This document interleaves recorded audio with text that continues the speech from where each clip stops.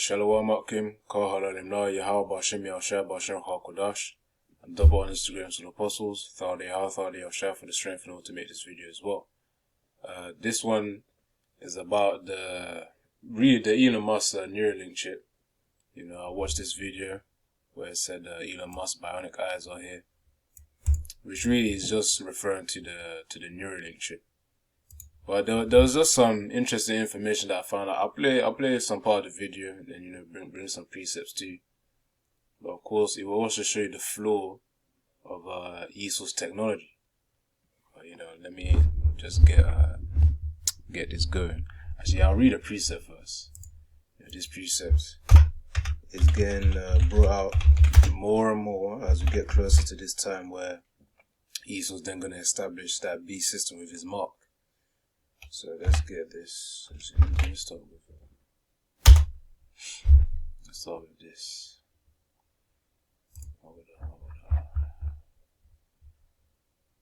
So this is Revelation chapter 13 verse 14. And deceiveth them that dwell on earth by the means of those miracles which he had power to do in the sight of the beast, saying to do them that dwell on the earth, that they should make an image of the beast which had the wound by a sword and did live. And he had power to give life unto the image of the beast, but the image of the beast should both speak and cause that as many as would not worship the image of the beast should be killed.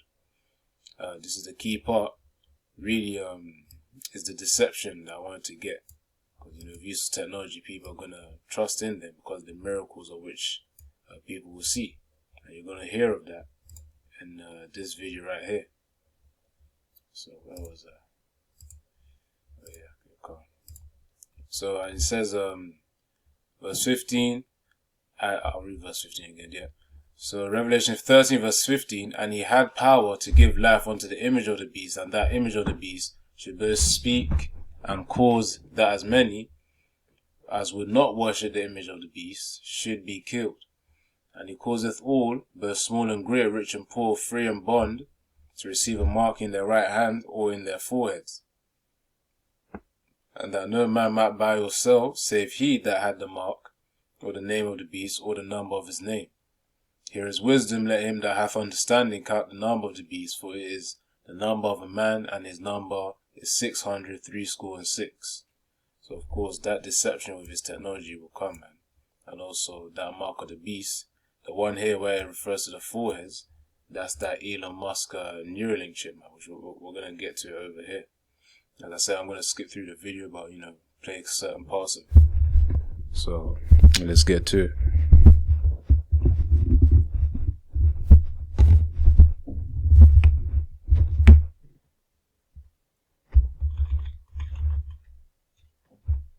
Elon Musk's controversial Neuralink is ready to test its brain chip implant on humans.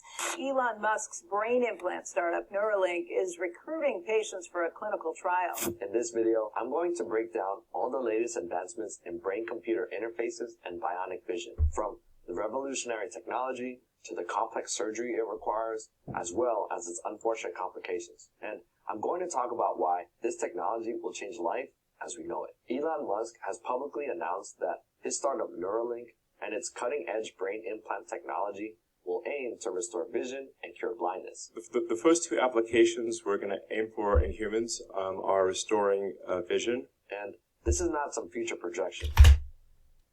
Notice how he says the keys to restore vision. That's part of Esau's miracles, man. Well, even because I know I named this video something, so lucky I forgot to say the name. So I named the video Esau will sell the chip for eyesight. Yeah, that's what I named it. I'll probably have to do a part 2 depending on how this screen recording goes. But the point is, one of those miracles is really, if you really want to go back to the scriptures, he's trying to heal the blind. That's what he's trying to do. Restore vision to those of which do not have it. Certain individuals would have received judgment and they can't see it. And Esau, him having ambitions to be like the Most High, Isaiah 14:14, he wants to have his miracles so that people would basically worship him. as a power, through his technology. And restoring eyesight is one of the means, as Elon Musk said. One of his aims is to restore vision. So of course they're gonna focus on the disabled people, then eventually thing from disabled people, then people accept it as normal, then normal individuals who are able-bodied would then start to adopt that thing. And, before you know it, beast system is already here, man. So let me continue.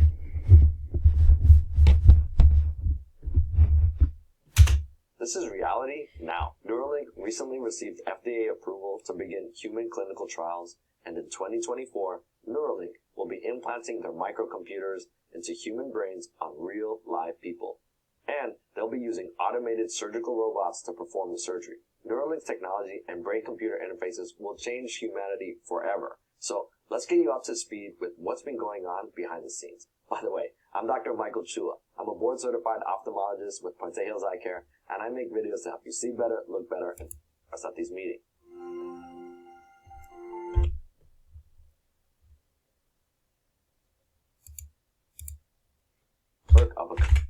I traveled to different vision and medical conferences to present whatever ophthalmology research I was doing at the time. There was always one team's work that piqued my interest at these meetings. That was the work of a company called Second Sight and their retinal implant called the Argus 2.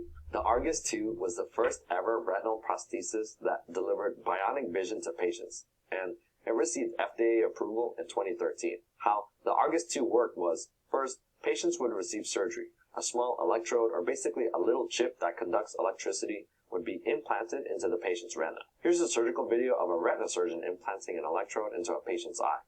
So we're looking at the inside of someone's eyeball. This is their optic nerve here, which connects to the brain, and this electrode is being placed onto the macula, or the central part of the retina. Once that implant is set up, the patient is given a pair of sunglasses with a small video camera in the center to capture incoming images. That video data is then sent to an image analyzer, which processes the visual images. For example, the processing unit would run an edge detection algorithm, so it could create a mosaic of low-resolution pixels that resemble the object that you're looking at.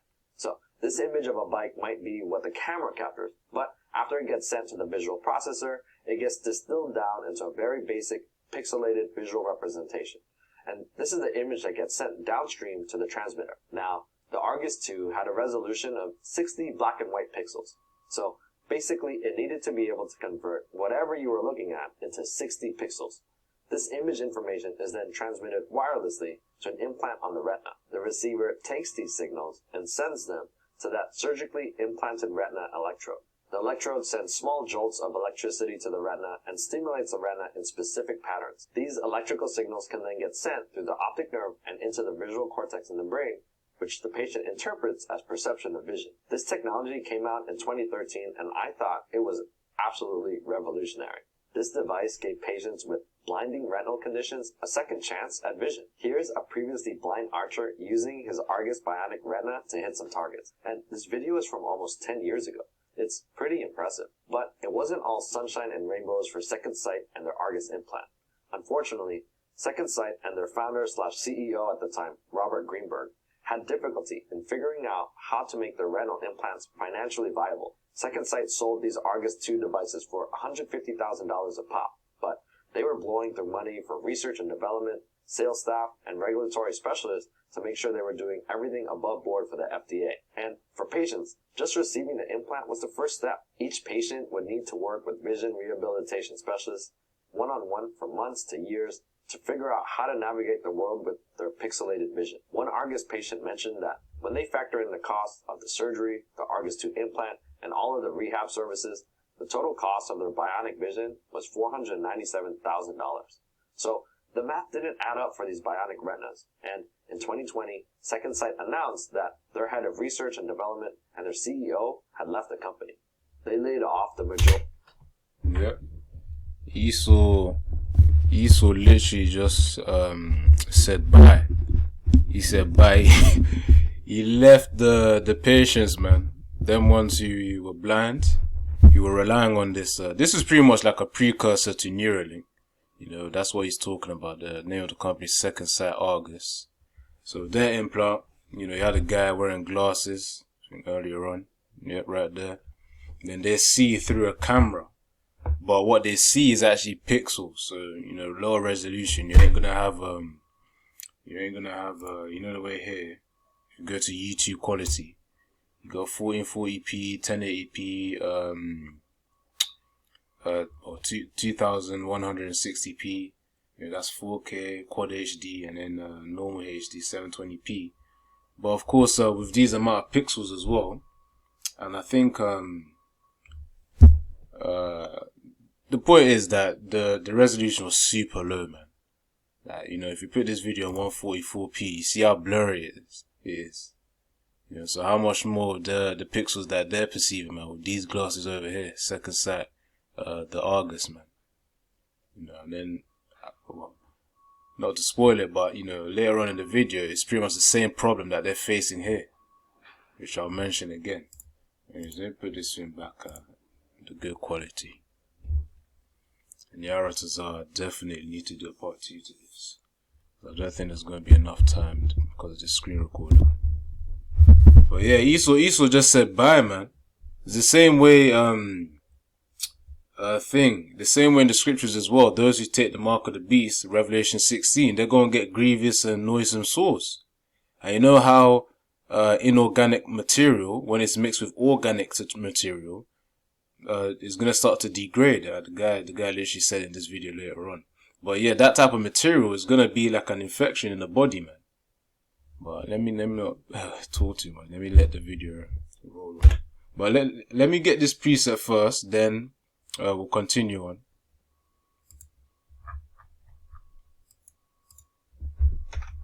So of course, Esau, as I always say this, man, this is really a key precept as well, man.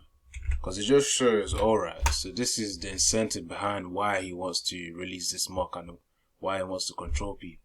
So at least it's one of the reasons. So Isaiah 14 verse 14, Esau speaking there.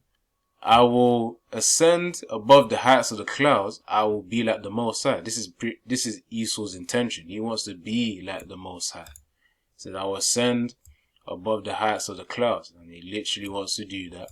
You know, every time he sends a darn rocket up there, even though he can't go beyond the Van Allen belt, you know, that outer atmosphere of the earth, he can't go beyond it. Moses has been blocking him from day one when he started to launch them rockets, man. So yeah, Esau's just been deceiving people with that stuff about going up there and his ambitions, such as Elon Musk trying to go to Mars. No, that ain't happening, no. Those plans are reserved to the elect of Yahweh Shem Yahshua. But to the point, this is Esau's intention, man. He wants to be like the Most High. And part of that is wanting to know your thoughts. Yeah, and then eventually he's going to try and program them, which no, the Most High won't let him go that far. The furthest he will go will be the mark of the beast. And then you're just going to start hearing the spiraling down, man. When I say the spiraling down, the destruction of his kingdom, of his system as well. To the point where Esau's going to be questioning himself, man. Like, what in the world is going on? That's when they're going to start running into those bunkers. But yeah, that's really pertaining to World War III. But yeah, that's his intention right there, man, to be like the Most High. So calm. Oh yeah, I was going to get something else.